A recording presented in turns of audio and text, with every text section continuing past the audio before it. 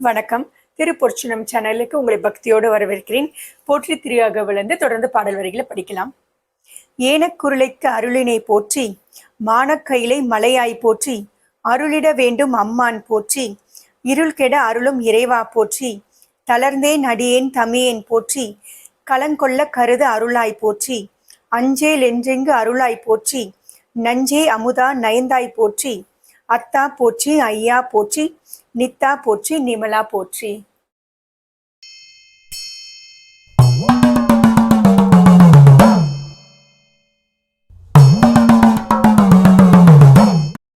ஏனக்குருள் என்றது பன்றிக்குட்டி.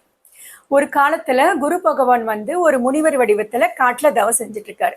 அப்போ அங்க வர ஒரு 12 பேர் ஒரு சிறு வயது பசங்க. அவங்க எல்லாருமே அவங்க இந்த முனிவரை பார்த்து கிண்டல் பண்றதும் சிரிக்கிறதும் அவர் மேல இலையெல்லாம் தூக்கி போடுறதும் இப்படி தொந்தரவு பண்ணிட்டே இருக்கிறாங்க. அந்த முனிவர் கண்ணை திறந்து பார்த்து இவங்க மேல கோவப்பட்டு சாபமும் கொடுத்துடுறாரு.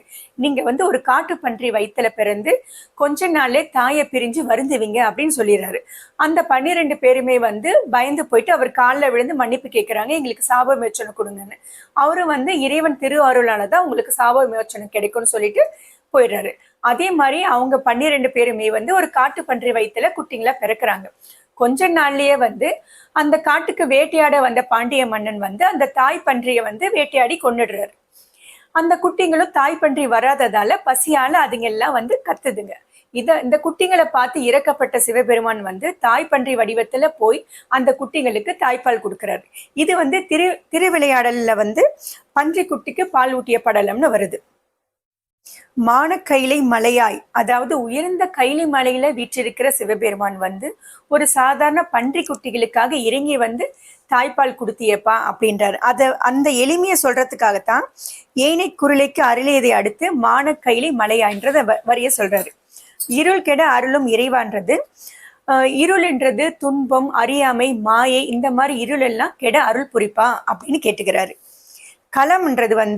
களம்ன்றது இடம். அடியார்கள் கூடியிருக்கிற பேரவையில இந்த அடியேனுக்கும் இடம் இருக்கிறபடி அருள் செய்ப்பான்னு கேட்கிறாரு. பிறவி பிணி, அதாவது இன்னும் எத்தனை பிறவி இருக்குதோன்னு நினைச்சு அதுக்காக அஞ்சு ஓடிட்டு இருக்க என்ன அஞ்சேன்னு சொல்லி அருள் செய்யும் அப்படின்னு கேட்கிறாரு. ஏன்னா நீதான் தேவர்களை எல்லாம் காப்பாத்துறதுக்காக விஷத்தையே அமுது போல குடிச்சால்தானே, அதனால என்ன காப்பாத்துப்பா அப்படின்னு வேண்டுறாரு. மீண்டும் அடுத்த பதிவில் போற்றி திருவாகவிலிருந்து தொடர்ந்து பாடல் வரிகளை படிக்கலாம். நன்றி, வணக்கம்.